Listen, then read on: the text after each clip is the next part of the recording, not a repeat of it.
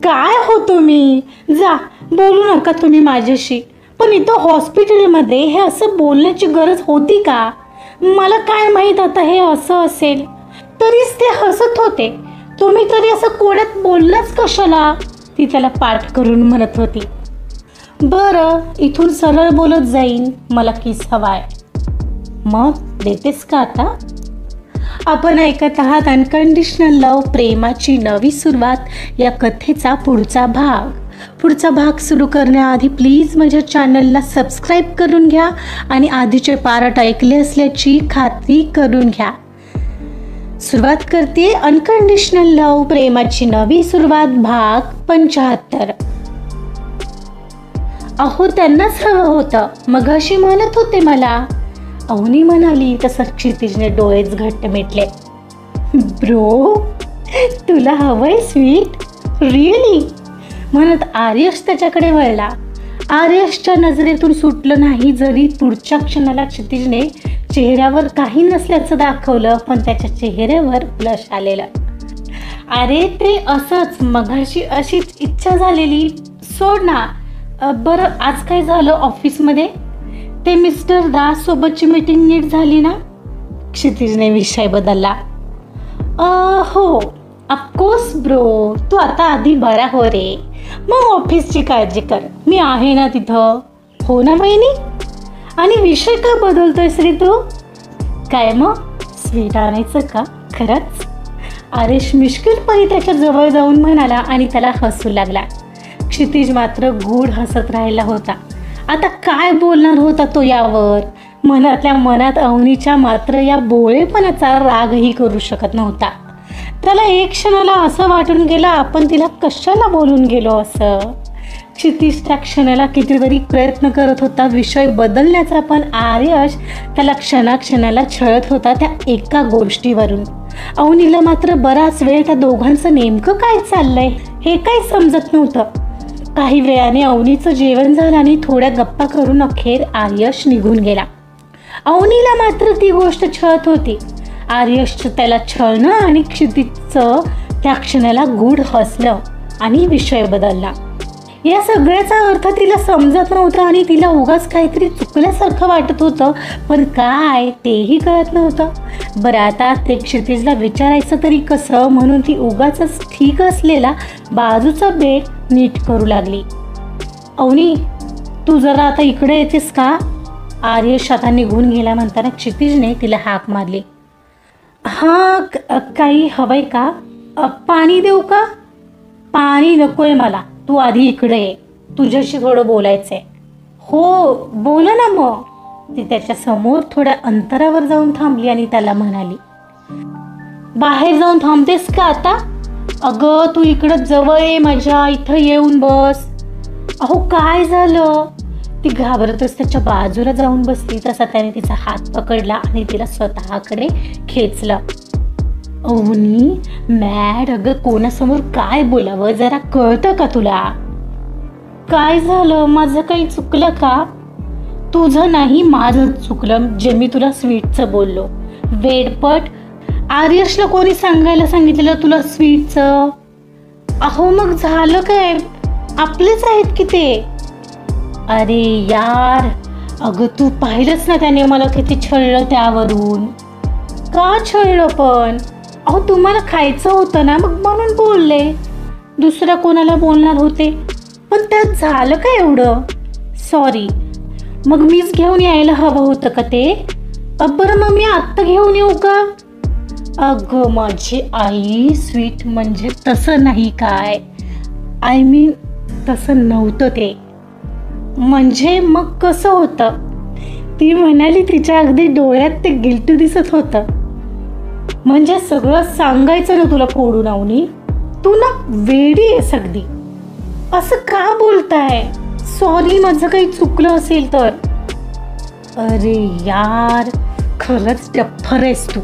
म्हणजे कोणाकडून किस हवं असेल तर बोलतात असं, कळलं आता? तो म्हणाला तशी तिनं पटकन नजर चोरली आणि त्याचा हात सोडून घ्यायचा प्रयत्न करू लागली. काय? मग तुम्ही, ही तुमचीच चूक आहे. आपण हॉस्पिटलमध्ये आहोत असं कोण बोलतं? मला वाटलं की खरंच तुम्हाला स्वीट. अरे देवा, तुम्हाला ना खरंच काही कळत नाही कुठं काय बोलावं. हात सोडा बरं माझा. अच्छा, म्हणजे मलाच कळत नाही. वा, हे बरं आहे. मला काय माहीत, माझ्या भोळ्या बायकोला तेवढंही माहीत नाहीये. काय हो तुम्ही? शी, काय विचार करत असतील आता आर्यश भाऊजी माझ्याबद्दल? मला आता त्यांच्यासमोर जायची सुद्धा लाज वाटेल. तुझं सोड, इथं मगाशी त्याने मला छळून बेजार गेलं त्याचं काय?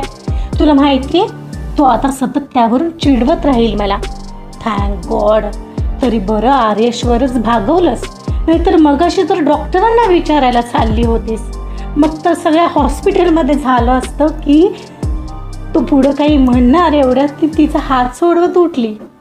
काय हो, जा, बोलू नका तुम्ही माझ्याशी. पण इथं हॉस्पिटलमध्ये हे असं बोलायची गरजच काय होती? मला काय माहीत आता हे असं असेल. तरीच ते हसत होते. तुम्ही तरी असं कोड्यात बोललाच कशाला? ती त्याला पाठ करून म्हणत होती. बरं, इथून सरळ बोलत जाईन, मला किस हवाय. मग देतेस का आता? अजिबात नाही.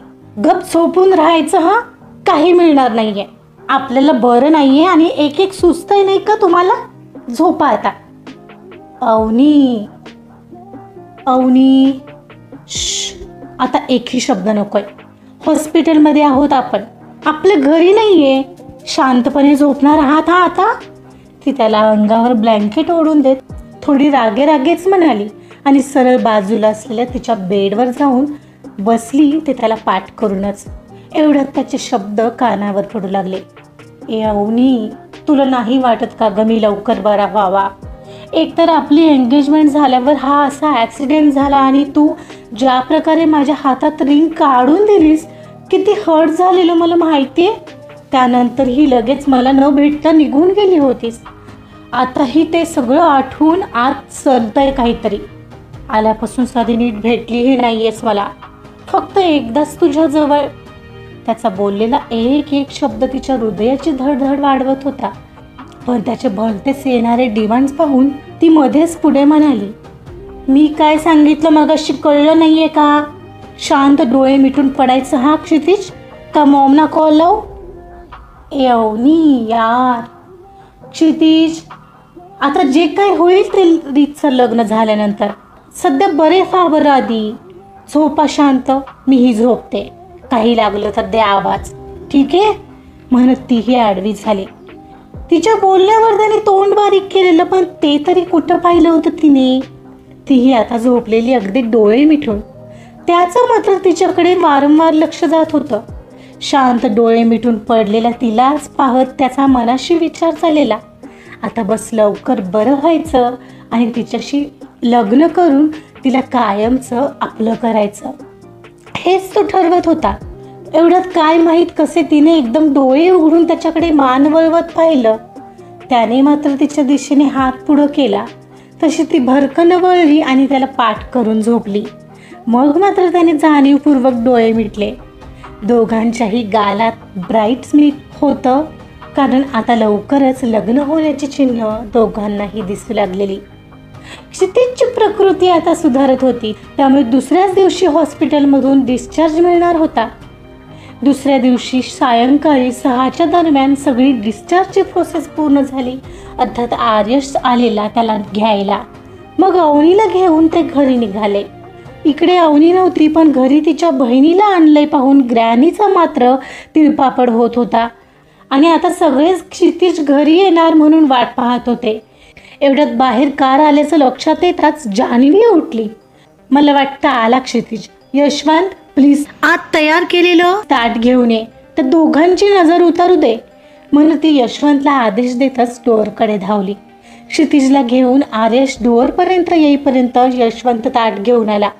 जान्हवीने क्षितिजाने दोघांना ओवाळलं आणि दोघांवरून भाकरी तुकडा ओवाळून टाकत दोघांना आत यायला खुणावलं.